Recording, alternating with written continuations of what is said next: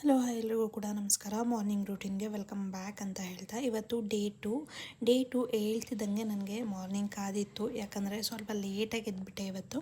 So ಹಾಗಾಗಿ first ನಾನು ಎದ್ದ ತಕ್ಷಣವೇ ಮಾಡೋ ಕೆಲಸನೇ ಸುಪ್ರಭಾತ ಹಾಕೋದು. ಸುಪ್ರಭಾತ ಹಾಕಿ ಹಾಟ್ ವಾಟರ್ನ ಕುಡಿದು ಆಮೇಲೆ ನೆಕ್ಸ್ಟ್ ಕೆಲಸ ಮಾಡ್ತೀನಿ ನಾನು.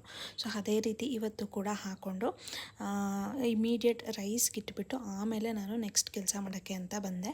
ರೈಸ್ಗೆ ಏನಕ್ಕೆ ಇಟ್ಟೆ ಅಂತ ಅಂದರೆ, ಇವತ್ತು ವಾಂಗಿಬಾತ್ ಮಾಡೋಣ ಅಂತ ಹೇಳಿದ್ನಲ್ಲ, ಸ್ವಲ್ಪ ಲೇಟಾಗಿದ್ದೆ ಅಂತ. ಸೊ ಅದಕ್ಕೋಸ್ಕರ ವಾಂಗಿಬಾತು ಗುಜ್ಜಿತ್ತು. ಸೊ ಹಾಗಾಗಿ ಅನ್ನಕ್ಕೆ ಇಟ್ಬಿಟ್ಟು ಮಾಡಿಬಿಡೋಣ, ಬೇಗ ಬೇಗ ಆಗೋಗುತ್ತೆ ಅಂತ. ಯಾಕಪ್ಪ ಲೇಟಾಗಿದ್ದೆ ಅಂದರೆ, ನಿನ್ನೆ ಫುಲ್ ಕರೆಂಟೇ ಇರಲಿಲ್ಲ ಮನೇಲಿ.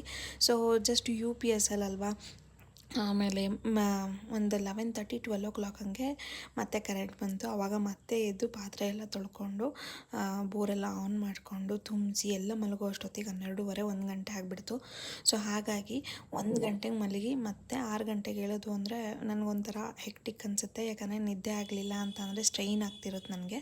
ಸೊ ಅದಕ್ಕೋಸ್ಕರ ಮತ್ತೆ ಮಲ್ಕೊಂಡು ಮತ್ತೆ 6 ಗಂಟೆಗೆ ಎದ್ದು ಈ ಕೆಲಸಗಳನ್ನೆಲ್ಲ ಮಾಡ್ಕೋತಾ ಇದ್ದೀನಿ. ಐ ಹೋಪ್ ನಿಮ್ಮೆಲ್ಲರಿಗೂ ಕೂಡ ಈ ಒಂದು ಮಿನಿ ವ್ಲಾಗ್ಸ್ ಎಲ್ಲ ಇಷ್ಟ ಆಗುತ್ತೆ ಅಂತ ಅನ್ಕೋತೀನಿ. ಇಷ್ಟ ಆದರೆ ಒಂದು ಲೈಕ್ ಮಾಡ್ತಾ, ಶೇರ್ ಮಾಡ್ತಾ, ನಿಮ್ಮ ಕಮೆಂಟ್ ಮೂಲಕ ನಿಮ್ಮ ಅಭಿಪ್ರಾಯವನ್ನು ತಿಳಿಸ್ಬೋದು. ಹಾಗೆ ನನ್ನ ಹೆಚ್ಚಿನ ಮಿನಿ ವ್ಲಾಗ್ಸ್ಗಳು ಬೇಕು ಅಂತ ಅಂದರೆ ನನ್ನ ಇನ್ಸ್ಟಾಗ್ರಾಮ್ ಪೇಜ್ ಕೂಡ ಇದೆ, ರಚನಾ ಕುಮಾರ್ ಅಂತ. ಸೊ ಅಲ್ಲಿ ಕೂಡ ನೀವು ಹೋಗಿ ವಿಸಿಟ್ ಮಾಡ್ಬೋದು. ಹಾಗೆ ಇದರದ್ದು ಲೆಂತಿ ವಿಡಿಯೋ ಕೂಡ ನನ್ನ ಯೂಟ್ಯೂಬ್ ಚಾನಲಲ್ಲೇ ಬರುತ್ತೆ. ಸ್ಟೇ ಟ್ಯೂನ್ ಅಂತ ಹೇಳ್ತಾ, ಇವತ್ತಿನ ವ್ಲಾಗು ಇಷ್ಟ ಆಗಿತ್ತು.